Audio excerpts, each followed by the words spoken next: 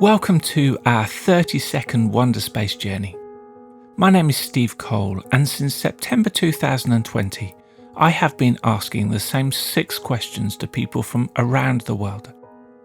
The questions revolve around life and wonder, places of reset and stories of hopefulness.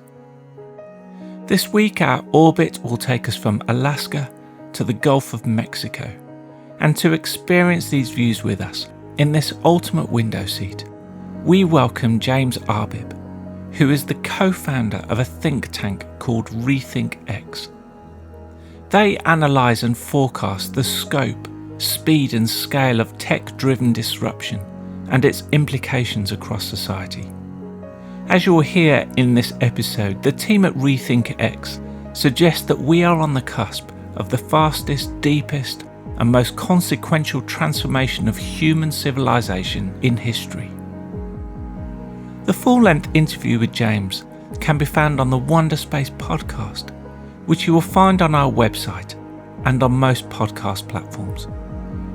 For this shortened video orbit, James answers 3 of our 6 questions and starts by giving us a glimpse into his life story so far, with an emphasis on what he is doing currently.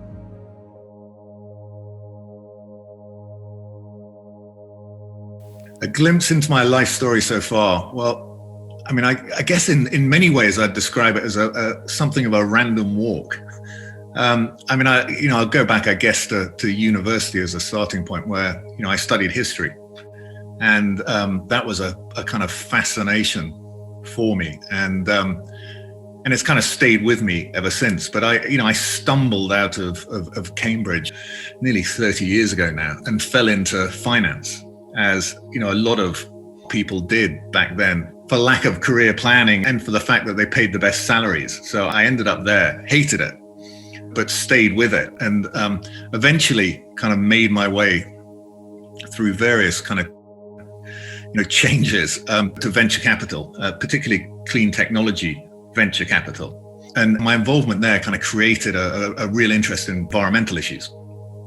And I began to get involved with a lot of environmental activism, but quite techie environmental activism around kind of finance, how we could move flows of capital from the bad stuff into the good stuff, as it were. But I began to get kind of increasingly disenchanted with the environmental narrative, the kind of doom and gloom that was in the story we told about the environment. Because what I was seeing in technology was just this extraordinary improvement in the cost of solar and batteries and so on and so forth. And it seemed within a few years they'd begin to outcompete the old stuff. And actually we would largely decarbonize the economy really because of better and cheaper technology, rather than because we decided to give up consumption or because governments decided to kind of tax and regulate us to get there. And anyway, I, as part of my journey in environmentalism and environmental technology, I ended up out in the US, where I met my co-founder, Tony Seba, my co-founder of RethinkX. We both got invited along by the US military to a kind of scenario planning exercise they were running. And they were asking the question, what happens if we get off fossil fuels very quickly? What will that mean for geopolitics? And I'll never forget being in this room with 10 invited experts from these kind of very august, big institutions. I'm not sure I'm supposed to name them, so I won't, but they were, oil companies and consultants and departments of government and so on. And all of these guys had identical forecasts for the adoption of solar and the adoption of electric vehicles, these kind of low linear forecasts out to 2040, 2050 even. And Tony got up halfway through, and when it was his turn to speak, he said, look, that's not how disruption works. It's not a kind of slow incremental progression. It's non-linear and it's an S-curve, and these things are over by the 2030s. And if you're going to make your plans based on these kind of faulty forecasts, you're going to make some major mistakes. And, I absolutely agreed with him, said pretty much the same thing. And anyway, we went out for coffee afterwards and we talked about healthcare and farming and food production and, finance, pretty much every sector of the economy, and how we saw these disruptions coming. But no one else seemed to, and no one understood how quickly they might come and how profoundly they were going to affect society. And we ended up, after kind of months of talking on the phone between London and San Francisco, deciding that we really had no choice but to set up a think tank to kind of do it better, to provide better forecasts for decision makers across society to make better decisions. I mean, that was our kind of founding statement. We've published a few reports on disruption at a sector level. And then last summer, we published a book called Rethinking Humanity, which was really looking at, these disruptions together and what they might mean for society as a whole, how we might fundamentally have to change all kinds of aspects of society that we're not even thinking about. But it's a hopeful analysis in many ways about how we might solve most of the problems that we face today. We'll have a whole different set of problems, but the problems we have today are yesterday's problems. They're the problems of a system that we're leaving behind. And we spend all our life and all our time trying to patch up that old system, and very little of our time, effort, and resources trying to enable this new system to emerge. My story of hopefulness is around biotechnology. It's an area that I think is just going to transform the world. It involves, countless individuals and businesses who are just learning ways, essentially, to hack biology in all kinds of different ways to produce the things we need. So, what we see is a kind of combination of information technology and biotechnologies coming together in such a way that we can not just decode nature, but actually begin to design all kinds of things, particularly food and materials, which we can use in all kinds of ways. And it's going to transform the world. I mean, it's going to solve all kinds of problems that we have today that come with our current ways of growing food, the soil depletion, the greenhouse gas emissions, the runoff, the effluent, the pollution, the deforestation. All of these things that deplete our world right now can be solved as we learn to produce food and materials, without having to extract them from animals or from mines. And it's going to transform. It's going to transform actually our whole system of production to one where we're extracting scarce materials to what to one where we're kind of building them up from the single molecule or the single cell with almost perfect efficiency. I mean, of course, not perfect, but with vast improvements in efficiency. So it'll lead to kind of lower cost food and materials, but also vastly lower cost to our planet. Vastly less impactful, and some of the breakthroughs are just extraordinary, both in terms of the cost, but in terms of what we can produce and how quickly. So we're seeing people making leather, for instance, unconstrained by the evolution of a cow. So you can now produce leather of any kind of size or any thickness or almost any properties. You can produce foods of all types that you can't even imagine. And it's an extraordinary thing because our current systems are just completely unsustainable. There's no way we could feed the world anything that looks like an affluent diet through the old extraction-based model, through the old livestock farming model, because no matter how well we do it, we just don't have enough. There's just not enough land. There's just not enough resource to feed the world. But this way we can produce food at a fraction of the cost, with benefits across the board, benefits in terms of health and environmental impact and cost and food security and all kinds of things. So that whole space is one that just holds endless fascination for me, and some of the kind of the front runners, the Impossible Foods and the Clara Food. I mean, there are so many different business operating in this space. It's actually, we wrote a report about this 2 years ago now, and the space has just moved so fast in terms of the amount of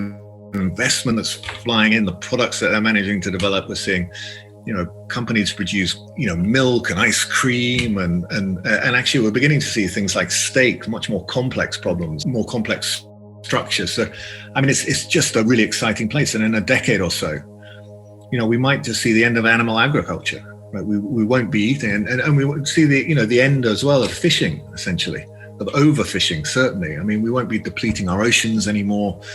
And actually, what's interesting is once you get an alternative that is lower cost and beneficial in all these respects, which we've never had. I mean, as much as we might think veganism or other lifestyle changes are a solution to some of these problems, they're not ones we can ever force through, and we're never going to change people's behavior enough to solve these problems.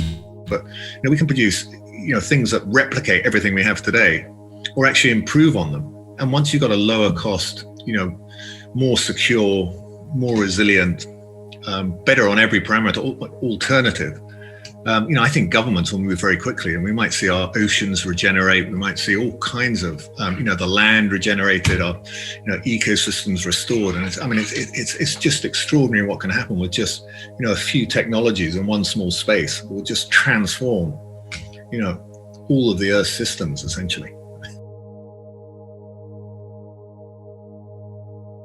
The insight and the questions I'd like to share with you are well, there are plenty of them, and I'm gonna start with perception or thinking, because one of the biggest challenges that I think we face is a problem of perception. So we live in a world that a society really that evolved kind of through the Industrial Revolution, through the the Enlightenment and the Scientific Revolution, and we still have a lot of the systems and the ways of thinking that emerged then. And by that, I mean, the way we tend to perceive, what is an incredibly complex world, the way we interpret it, or the way we make it intelligible, is to break it down into kind of small pieces. And our Western mind is incredibly good at understanding, the individual parts of the whole. So we understand the functioning of the world down to the subatomic scale, and it's been extraordinary. And that kind of reductionism's, kind of rippled across every other part of society and the way we organize ourselves. So we see governments, organized into different departments, separated by activity, or academia divided up into different subjects. We also see it, it manifesting itself in our kind of belief in individual rights, which forms the bedrock of, democracy, free market capitalism, our social contract, where we trade our own individual labor for capital and so on. And so that kind of reductionism is really at the center of our industrial system.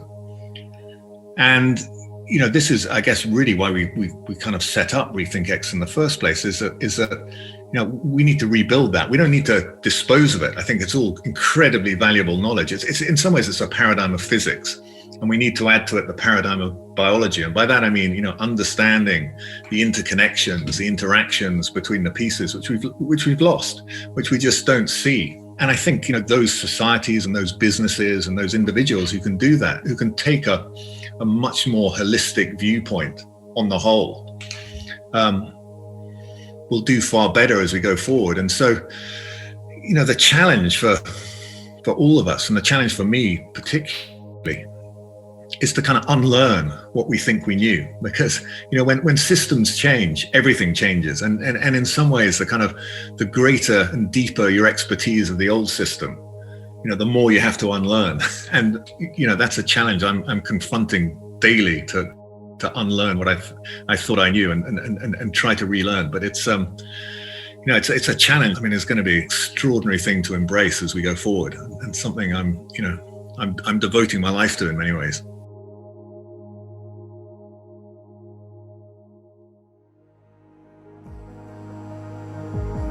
To find out more about RethinkX and to download their free book called Rethinking Humanity, go to RethinkX.com. To listen to the previous 31 Wonderspace interviews, the website is ourwonder.space. I want to thank James for joining us on this Wonderspace, and I hope you can join us next week for more wonders and stories of hopefulness.